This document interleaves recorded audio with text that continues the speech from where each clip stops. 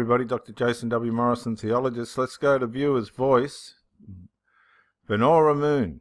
This is on the video about the elder in Kentucky that dobbed in a pedophile and they kicked him out. Disfellowshipping the victim, re-victimizing the victim, is normal in the JWs, and allowing the predator to go is also normal in the JW organization. They aid and embed child abusers, while the abuser continues to abuse other children. This is all normal to the JW's watchtower, the governing body. They're sick. Thanks, Verona. Wow. See, these people know because they've been in the organisation. I'm going to move myself over here. Dennis Hedberg, 66, on the two young faith. Is that what's happened with this one? What one's this one? Just let me check so I get it right. Oh yeah, this is the two faith healer people. He says, God is who allows men to learn how to save people's lives. That's right. So it is his will that we get medical care. Exactly right. They got 6 years, 8 months for letting that little child die when it was just after it was born. Red Riding Hood on the Kingdom Halls and Religious Regulation, Marcus. That's why the Antichrist is finally going to take over under freedom of religion. Well, he probably will. The way it's going, he's got the avenue. Had to go and fix a boat on the Hawkesbury River this morning. Aaron Sinclair says, add here, my husband's trying to get me to trade with houses with a firefighter for a family for a year. Snakes and sharks, I don't think so. Yeah, well, Australia's one of those places where you don't know what's going to happen next in the wild. Verona Moon, that's right, it's winter your way, it's winter all right. This morning was the coldest morning for the year, and they say tomorrow's going to be colder. Excuse me, Aaron Sinclair, don't get eaten by jaws. Well, you won't if you don't fall in, but if you do fall in, you're gone. It's as simple as that. Hector Silva on the religious regulation and the Kingdom Halls being burnt down. Move to the Middle East. They will regulate you or kill you really quick. People's stupidity for joining cults should not be a burden to me or my freedoms. I'm glad you got out. Yeah, Marcus got out all right. Anglo-Scottish on the Hawkesbury River one. Personally, I think the Australian Royal Commission are rock stars. Great scenery, great video. Hails to you, pro-theologists. I think they're rock stars too, mate. Right, Witness for Jesus. Pretty popular channel too. This is on the Catholic guy getting jailed. Thank you. I didn't particularly think that repeating the same clips over and over was necessary, but rather irritating. Well, Witness for Jesus is entitled to his criticism. Thank you for that. The Unreluctant on the 53 Jehovah's Witnesses that the authorities in Russia have got. With each of those names read it really brings it home how my brothers and sisters are being so harshly treated.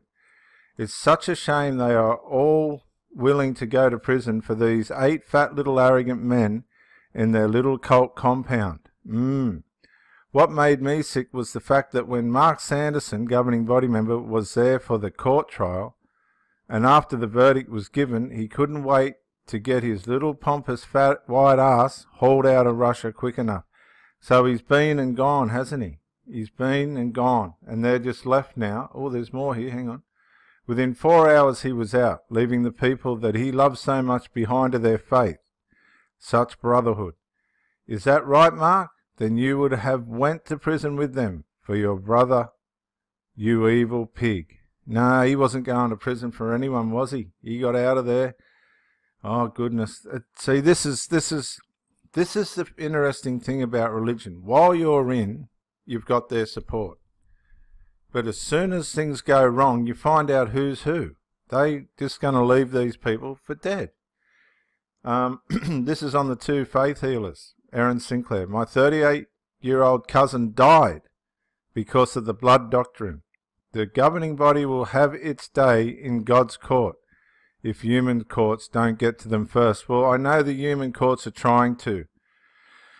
It's just a tougher battle than they really ever thought it would be. Aaron Sinclair, oh wow, I'd never thought of it that Adam ate because of his love for Eve. Not many people do, and not many people know. That's a very, very deep truth that 99% of Christianity don't know.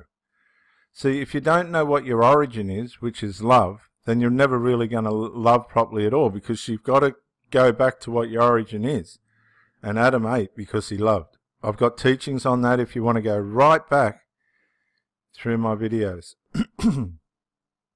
JW Theology teaches Adam loved Eve more than God, and that Adam blamed God by saying, the woman you gave me. Well, that's true in a way. See, we think the mess we're in's our fault. It's not our fault, because we didn't ask to be born the way we were. And that's why Jesus died on the cross. And that's why we don't need to get caught up in religious stuff. Okay. Sorry, I agree. This is on the part in Aaron's letter where I've gone off into, I think it was maybe Romans 7. I agree about the cursed part. Yep, I wrote it like that because JW Mindsets thinks you either are living or lying, or living or gonna die. Right, I just want to read that again. I wrote it like that because JW Mindset thinks you either are living or gonna die. Obey or else. I believe the accursed part Paul was meaning you will reap what you sow.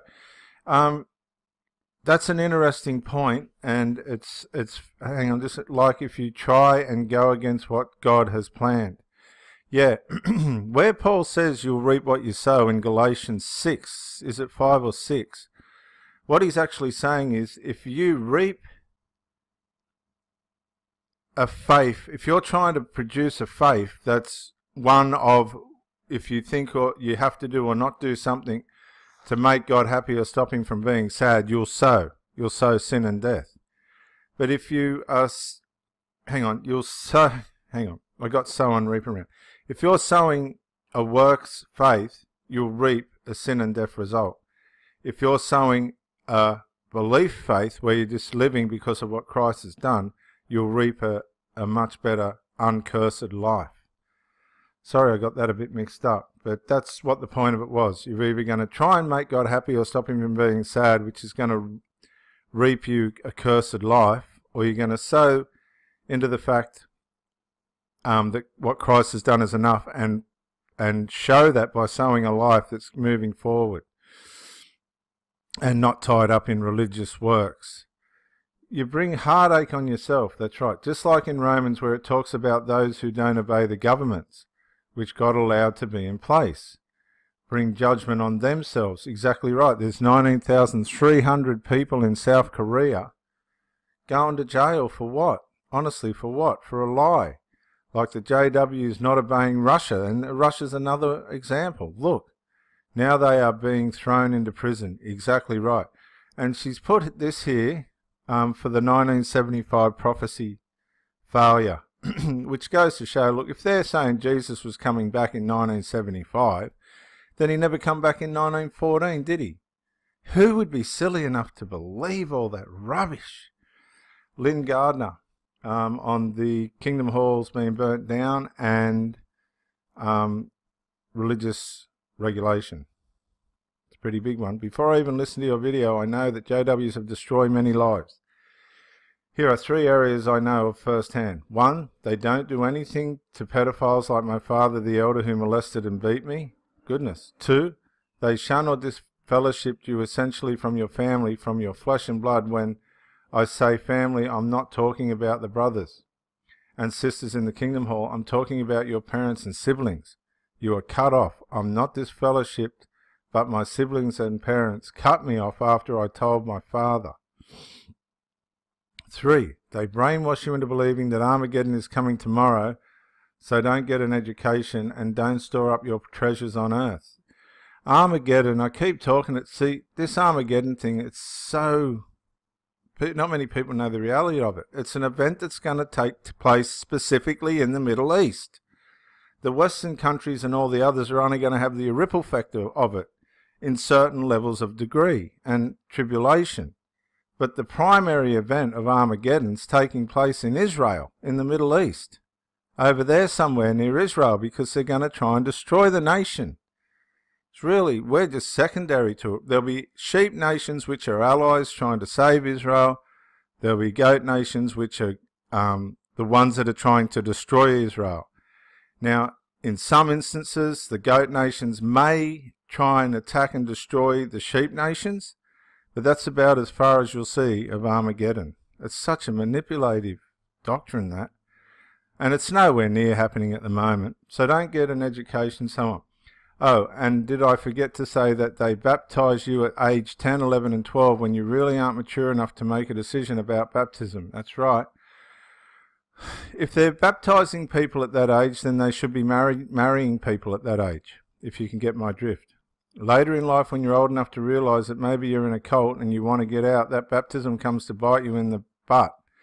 So nobody should be setting anything on fire.